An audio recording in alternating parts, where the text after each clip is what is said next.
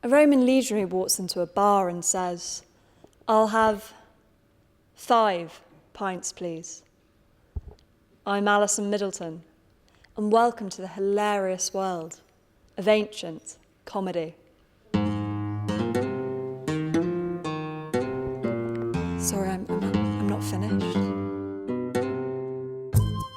Anyone who claims that the ancient Greeks didn't have a sense of humour clearly doesn't know the story of Chrysippus, the Greek philosopher who died from laughing after getting his donkey drunk and trying to feed it figs.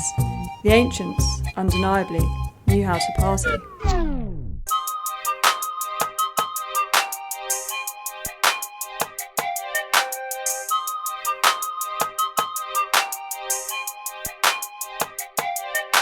A meme's as old as time itself.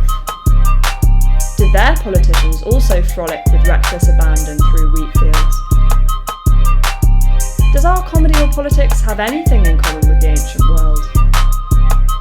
Unfortunately, most ancient comedy has been lost, but luckily history has deemed the work of one particularly popular comedian, Aristophanes, worth saving.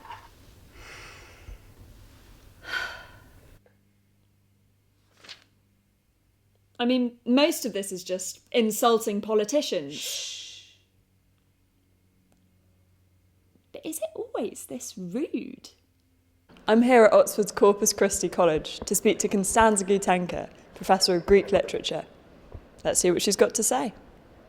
One of the figures Aristophanes returns to again and again, and seems to have particularly in his side, is the politician Cleon, who was popular in his own time, who kept being re-elected, and Aristophanes really keeps picking on him. He calls him a whole battery of things. He calls him loud-mouthed, foul-mouthed, gap-arsed, incontinent, a money grabber. He calls him the voice of a mythical creature. He says he smells like the rear end of a camel. He smells like the unwashed balls of a mythical monster. It's easy to make fun of politicians these days, especially when every mistake is a meme waiting to happen. We're always ready to be distracted by newer, juicier stories. Considering how fast the tide of humour moves, it's frankly a miracle that we find any of Aristophanes' jokes funny at all. Or do we? There are lots of elements in Aristophanes' plays that are very accessible. There are some real slapstick scenes that are quite obviously funny. There's the sort of toilet humour, which I think transcends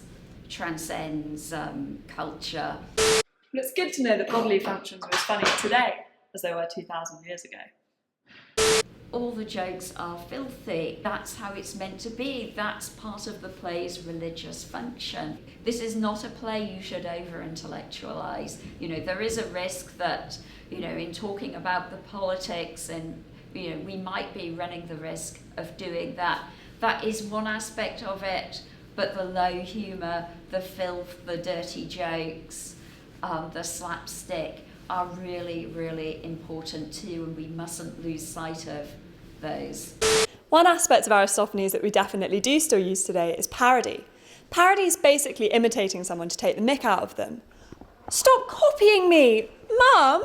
Aristophanes loved to parody bits from the tragedies of his famous contemporary Euripides, since he was apparently stealing from comedy's tricks too. Oi! This caused a bit of friction between the two writers. What classicists have been struggling to determine for years is whether their beef with each other is genuine, or if it was just a bit of banter between friends. Euripides' tragedies certainly were treading on Aristophanes' toes. Ow! In the wise words of Wes from Love Island, it's all right to tread on someone's toes a bit. If their toes are strong enough, they won't break. Despite Euripides' borrowing, Aristophanes' steely toes certainly have stood the test of time. Let's see what some current Oxford students think about Aristophanes, comedy and politics. Well, Adam, since your background is in philosophy, I thought we'd sort of put your degree knowledge to the test and your comedy knowledge to the test by playing a little game I like to call Aristophanes or Aristophanes, where I'll read you a quote that's either from Aristophanes, the ancient comedian, or an Aristophanes, so Okay. a sort of Aristophanes wannabe. So Right. maybe an ancient philosopher or someone else. Someone else. Okay. Who's old? So do you reckon you'd be able to guess whether a quote is an Aristophanes or an Aristophane? I definitely could give it a go. All right, Yeah. right. Well, here we go. Quote number 1. Politics these days is no occupation for an honest man, neither educated nor honest. He has to be an ignoramus and a rogue. Is that an Aristophanes or an Aristophane? That could be contemporary. I'm going to have I to guess. push you for an answer. Aristophanes. Aristophanes, correct. Yeah, Well okay. done. Okay, number 2. Worthless people live only to eat and drink. People of worth drink and eat only to live. Aristophanes? Aristophane. It's confusing, so I'm going to go with philosophy. Correct. Well done. Socrates, ancient philosophy. Number Right. 3. Wise people, even if all laws were abolished, would still lead the same life. Yeah, that sounds very much like philosophy. That's Aristophanes, I'm afraid. Better luck next time. Finally, everyone who writes comedy can also write tragedy. Aristophanes? Aristophanes, probably. Socrates, I'm afraid. It was an Aristophane. And actually, finally, I lied on the last one. Comedy too can sometimes discern what is right. Aristophanes or Aristophane? That sounds like Aristophanes. Bingo, you got it right. But hang on one piping hot second. It seems that comedy is often making really similar points to philosophy. But why does no one seem to take it seriously? But is comedy the best way of tackling political issues? Politics isn't just what's happening in the government or at an international level. There are definitely, rich pickings in taking the mick out of everything that's happening, and people do still manage to find ways to do it really well. But it can be tricky to find a unique way to do it when it is just there on a plate sort of thing. Would there still be comedy in a political utopia? Ooh. Yes, because there would still be language, and you can always, there'd still be wordplay, there'd still be music, lots of different things you can still satirise, and I think there'd still be difference. In a political utopia, people would still have differing experiences. So there would definitely still be comedy.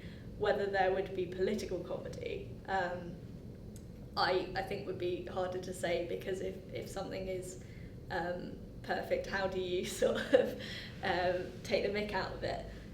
Comedy is one of the oldest professions.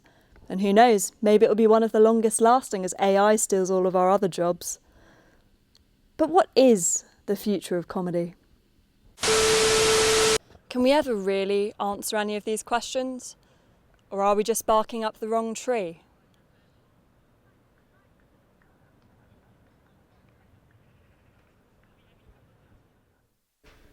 Hello, Oxford. I love Oxford. What a town. You guys notice how everyone is jogging now that it's autumn? I'd love to jog, but I only run on iOS 10. Ha, ha, ha. But really, pause. Sip water. What about that traffic? Ha. It's hard to drive here. I can tell you a thing or two about a hard drive. Tell you that much. Ha. What a beautiful crowd we've got here tonight. Look at your shining faces. You, sir. What is your name? Joe. Nice to meet you, Joe. Are you an average Joe? Joe? Ha. Ha. Ha. Oh, me. No. I am a highly functioning piece of artificial intelligence who is also a better stand-up than you will ever be. I am in no way average. You fool. Hey. Hey. I'm just kidding. Why so serious? Ha. Thank you. You guys have been great. Good night.